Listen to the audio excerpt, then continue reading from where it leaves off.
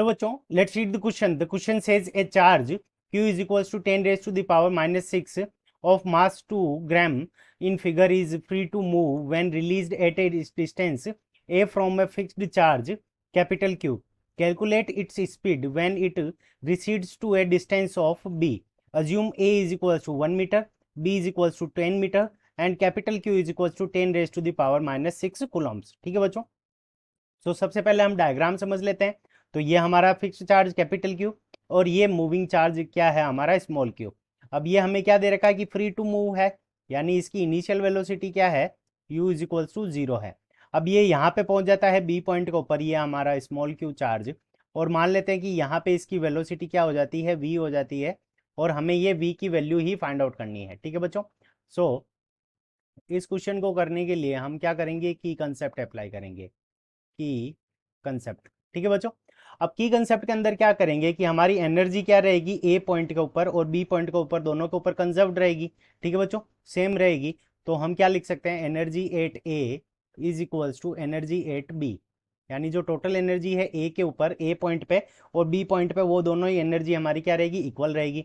अब जो total energy होगी वो हमारी किसके इक्वल होगी, potential energy plus kinetic energy के. तो पोटेंशियल एनर्जी को अगर हम यू से लिखें तो U at a plus K at a, K क्या है kinetic energy, is equals to U at b plus K at B.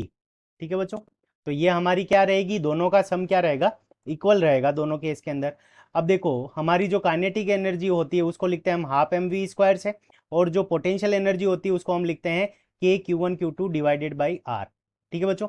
तो हमारा पहला चार्ज क्या है, स्मॉल क्यू, और बड़ा वाला चार्ज क्या है, कैपिटल क्यू, डिवाइडेड बाई पहले पॉइंट के ऊपर डिस्टेंस क्या है दोनों के बीच में, ए, और इनिशियल काइनेटिक एनर्जी कितनी हो जाएगी हमारी, हाफ एम यू स्क्वायर. ठीक है बच्चों, plus U b, b point के ऊपर हमारी जो पोटेंशियल एनर्जी हो जाएगी k small q capital q divided by b, plus, और यहाँ पे हमारी काइनेटिक एनर्जी कितनी हो जाएगी, हाफ एम वी स्क्वायर.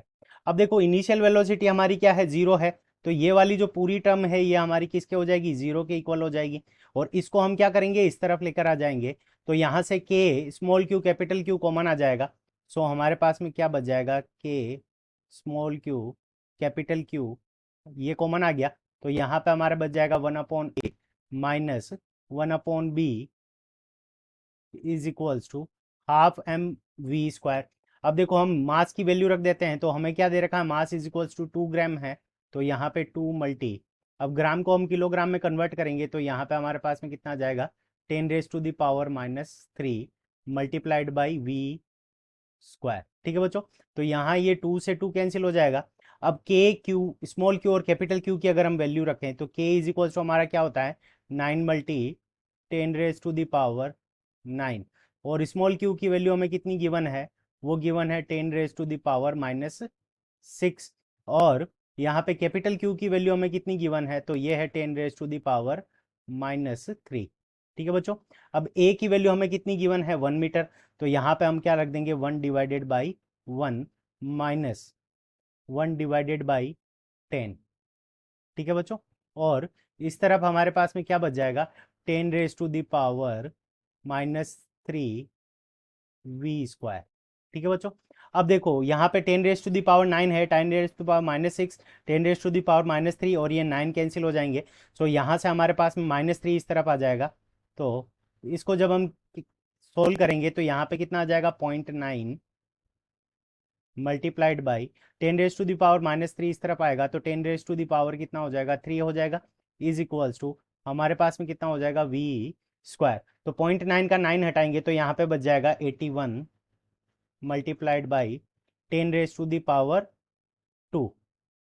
ठीक है बच्चों, इज इक्वल्स टू, ये हमारी वैल्यू किसकी है, वी स्क्वायर की है. तो v इज इक्वल्स टू हमारे पास में क्या हो जाएगा, v is equals to square root 81 multiplied by 10 raise to the power 2.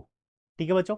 तो यहाँ से हमारे पास में 81 का जब स्क्वायर रूट करेंगे तो 9 आ जाएगा, और 10 रेज टू द पावर 2 का करेंगे तो 10 आ जाएगा, तो 9 मल्टी 10, तो यहाँ पे कितना आ जाएगा, 90 मीटर पर सेकेंड। ठीक है बच्चों, सो हमारे पास में जो वेलोसिटी हो जाएगी वो कितनी हो जाएगी, 90 मीटर पर सेकेंड। तो ये हमारा करेक्ट आंसर है। अब हम देखते हैं कि ये हमें कौन सा ऑप्शन के अंदर गिवन है। सो ऑप्शन फर्स्ट में गिवन है, so option first is the correct answer of this question. I hope you understood it well. Best of luck, thank you.